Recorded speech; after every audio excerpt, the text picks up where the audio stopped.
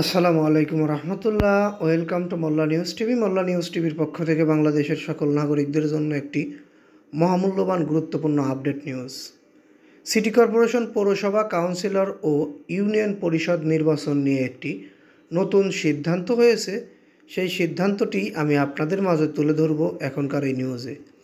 যদি আপনারা ইউনিয়ন পরিষদ সহ পৌরসভা, কাউন্সিলর নির্বাচনের বিষয়ে জানতে আগ্রহী হয়ে থাকেন, তাহলে অবশ্যই আমার এখনকার এই নিউজটি গুরুত্ব সহকারে বিস্তারিত দেখতে হবে। কাউন্সিলর সদস্য হতে পারবেন সরকারি চাকরিজীবীরা।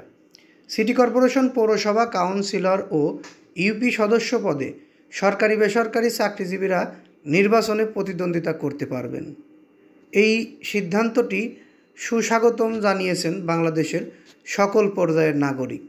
আপনারা যারা আমাদের ভিডিওটি দেখছেন তাদের মতামতের অপেক্ষায় রইলাম। তারা অবশ্যই মতামত দিবেন সরকারের এই সিদ্ধান্তে আপনাদের কোনো মতামত বা মতপার্থক্য আছে কি না। মাঠ পর্যায়ে মতামত নেওয়া সহ বিভিন্ন শ্রেণী পেশার মানুষ ও রাজনৈতিক দলগুলোর সঙ্গে আলোচনা শেষে এমন সিদ্ধান্ত উপনীত হয়েছে কমিশন। অর্থাৎ অলরেডি মাঠ পর্যায় থেকে মতামত নেওয়া হয়েছে। আপনাদের যদি কোনো মতামত থেকে থাকে তাহলে অবশ্যই আপনারা আমাদের কমেন্ট বক্সে আপনাদের মতামতটি পেশ করতে পারবেন। স্থানীয় পর্যায়ে অনেক চাকরিজীবীর নির্ধারিত কর্মঘণ্টার বাইরে অনেক সময় থাকে, সে সময় তারা কাজ করবেন। প্রয়োজনে ছুটির দিন বা সরকারি অফিস সময়ের বাইরে তারা পরিষদের বৈঠকগুলো করবেন।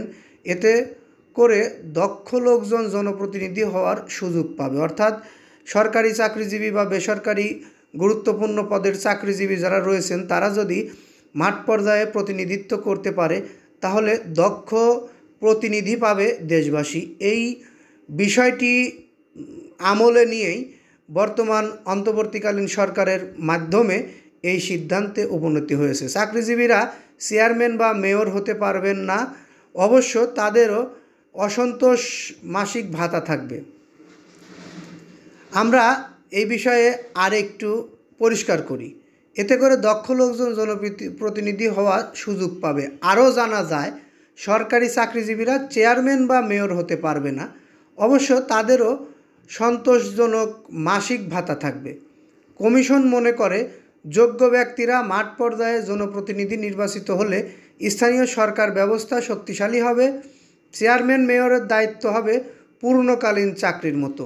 এছাড়া বৈষম্য বিরোধী ছাত্র আন্দোলনকারীরা যাতে এসব নির্বাচনে অংশ নিতে উৎসাহিত হন, কমিশন সেজন্যও কিছু সুপারিশ রাখবে। ইউনিয়ন পরিষদ নির্বাচনের বিষয়ে একটি গুরুত্বপূর্ণ তথ্য এখানে রয়েছে। ইউনিয়ন পরিষদ ইউপি সদস্যদের মেম্বার ভোট নিয়ে নির্বাচিত করবেন ভোটাররা, আর ইউপি সদস্যরা ভোট দিয়ে একজনকে চেয়ারম্যান নির্বাচিত করবেন। চেয়ারম্যানকে অবশ্যই স্নাতক ডিগ্রিধারী হতে হবে, অর্থাৎ এখন আর যে কেউ চেয়ারম্যানে দাঁড়াতে পারবে না। চেয়ারম্যান হতে হলে অবশ্যই স্নাতক ডিগ্রি আপনাদের থাকতে হবে। ইউনিয়ন পরিষদের ইউপি সদস্যদের মেম্বার ভোট দিয়ে নির্বাচিত করতে হবে।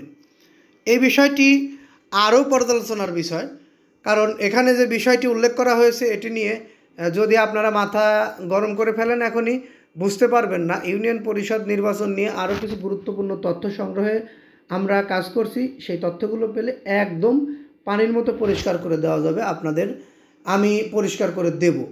এতক্ষণ ধৈর্য সহকারে প্রত্যেকটি বিষয়ে শোনা এবং জানার জন্য আন্তরিক ধন্যবাদ জানাচ্ছি। পরবর্তী নিউজ পেতে অবশ্যই আমাদের চ্যানেলটি সাবস্ক্রাইব করে বেল বাটন অন করে রাখবেন। আর এখনকার নিউজটি ভালো লাগলে অবশ্যই লাইক, কমেন্ট, শেয়ার করবেন। আসসালামু আলাইকুম।